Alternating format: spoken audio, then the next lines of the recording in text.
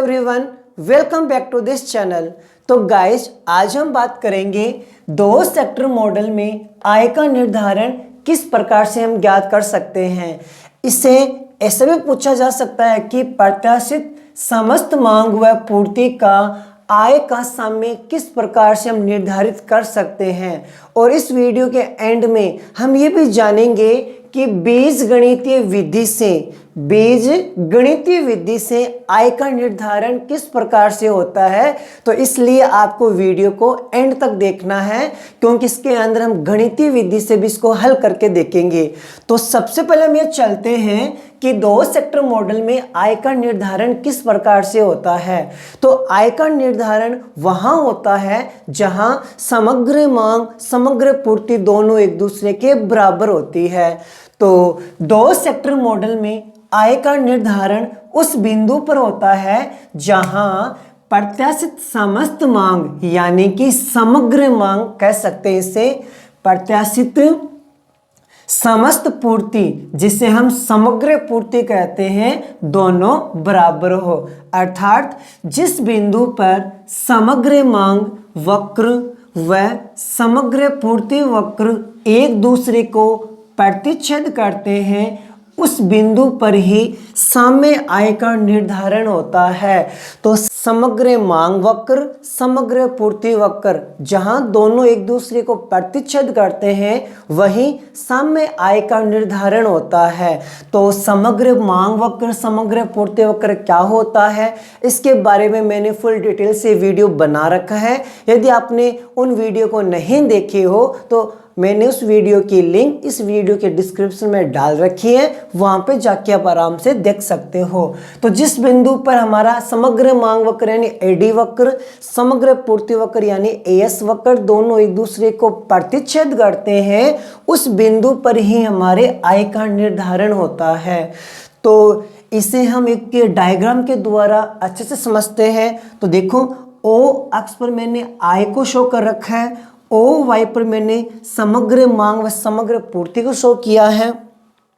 और हम ये जानते हैं कि जो हमारा एएस वक्र है जिसे हम कहते हैं समग्र पूर्ति वक्र, तो एएस वक्र हमेशा 45 डिग्री का कोण बनाता है। और यहाँ पर हमने शो कर रखा है एडी वक्र यानी समग्र मांग वक्र शो कर रखा है। तो समग्र मांग वक्र और समग्र पूर्ति वक्र हमारे ई बिंदु पर एक दूसरे को प्रतिच्छेद करता है।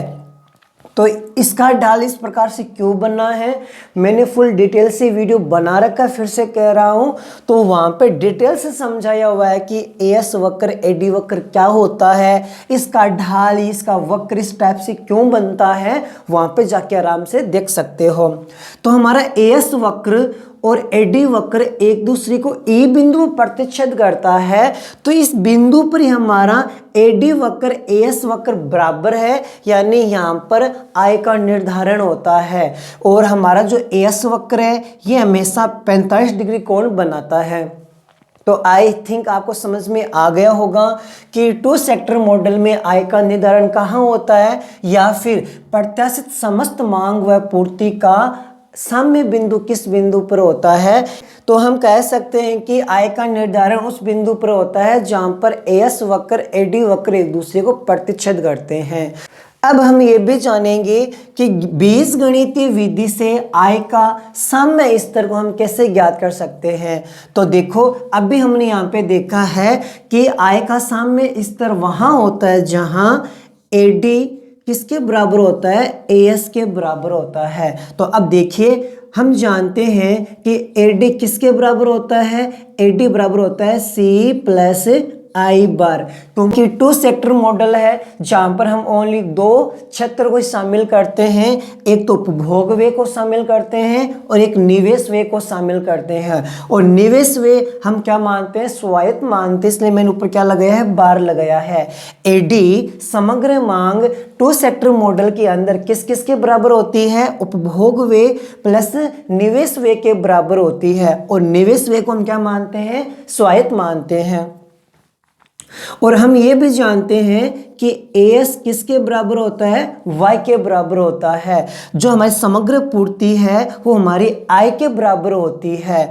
तो अब हम यहाँ पे लिख सकते हैं कि AD किसके बराबर है, C प्लस I बार के बराबर है। तो AD के स्थान पर हम लिख सकते हैं इसलिए C प्लस I बार बराबर जो हमारा AS है उसके स्थान पर हम लिख सकते हैं Y, क्योंकि Y किसके बराबर है, AS के। इतना हमने लिख दिया। और हम ये भी जानते हैं कि जो हमारा C दे रखा है, C किसके बराबर होता है, C बार प्लस स्मॉल c और Y के बराबर होता है। यानी C जो कैपिटल दे रखा है ये C कैपिटल बार प्लस CY के बराबर होता है। क्यों होता है, क्योंकि इसको तो हम बोलते हैं स्वायत्त उपभोग, इसको बोलते हैं उपभोग की सीमांत प्रवृत्ति। स्वायत्त उपभोग के अंदर क्या होता है कि व्यक्ति की आय शून्य रहने पर भी व्यक्ति कुछ न कुछ उपभोग जरूर करता है, उसको हम बोलते हैं स्वायत्त उपभोग। और उपभोग की सीमांत प्रवृत्ति हमें यह बताती है कि जैसे जैसे व्यक्ति की इनकम बढ़ती जाती है व्यक्ति का खर्च बढ़ता जाता है। तो इसके बारे में मैंने फुल डिटेल से वीडियो बना रखा, फिर से कह रहा हूँ, जो मैंने उपभोग फलन बताया है उसके अंदर इसको मैं एकदम विस्तार से मैंने समझा रखा है। तो C किसके बराबर होता है, C बार प्लस CY के बराबर होता है। इसलिए हम C कैपिटल के स्थान पर लिख सकते हैं C capital bar plus CY plus I बार का I बार बराबर Y का Y लिख दिया है। कैपिटल C किसके बराबर है, कैपिटल C बार प्लस स्मॉल CY। तो इसके स्थान पर मैंने यहाँ पे लिख दिया है C बार प्लस CY और I बार का I बार बराबर Y का Y। अब हम क्या करते हैं कि संपूर्ण पक्षांतरण कर लेते हैं। इसको हम ऐसा लिख सकते हैं कि Y तो इधर आ जाएगा, C बार उधर चला जाएगा, स्मॉल CY प्लस I बार। अब हम क्या करेंगे, ये भी Y की संख्या, ये भी Y की संख्या, इसका हम कर लेंगे पक्षांतरण। Y का Y ये प्लस का है, इधर आने पर आ जाएगा माइनस का, बराबर C बार प्लस I बार। फिर हम क्या करेंगे, इसको कॉमन ले सकते हैं। तो Y हमने क्या ले लिया, कॉमन ले लिया, तो अंदर क्या बचेगा 1 माइनस स्मॉल c बराबर C बार प्लस I बार। तो हमें Y का मान ज्ञात करना है, तो Y को इधर रख लेंगे और इस संख्या को हम कर देंगे पक्षांतरण। तो C बार प्लस I बार ये हमारा बट्टे में चला जाएगा, ये आ जाएगा 1 माइनस C स्मॉल। तो इस प्रकार से हम गणितीय विधि से भी आय के साम्य स्तर को ज्ञात कर सकते हैं। तो साम्य स्तर कहाँ होता है, AD बराबर AS के बराबर होता है। AD किसके बराबर होता है, कैपिटल C प्लस I बार के बराबर होता है। AS किसके बराबर होता है, Y के। तो AD के स्थान पर हम ये लिख सकते हैं कि कैपिटल C प्लस I बार और AS के स्थान पर लिख सकते हैं Y। तो इसको वापस हम विस्तार कर देंगे।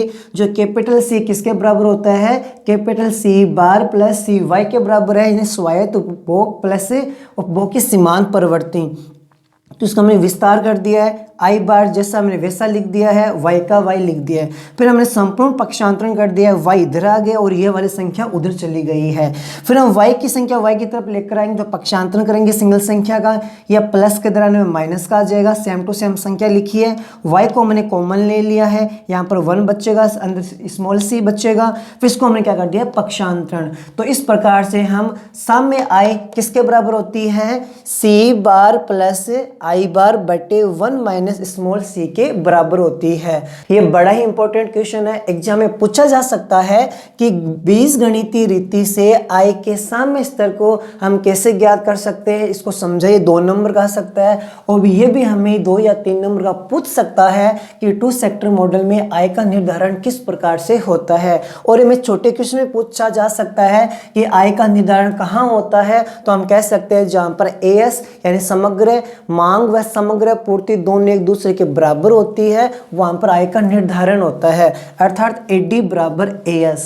तो आई होप आपको एकदम क्लियर समझ में आ गया होगा कि 2 सेक्टर मॉडल में आय का निर्धारण किस प्रकार से होता है। अगर वीडियो पसंद आए तो प्लीज़ वीडियो को लाइक करना है, अधिक से अधिक शेयर करना है, और अभी तक आपने चैनल को सब्सक्राइब नहीं किया है तो प्लीज़ चैनल को सब्सक्राइब कीजिए।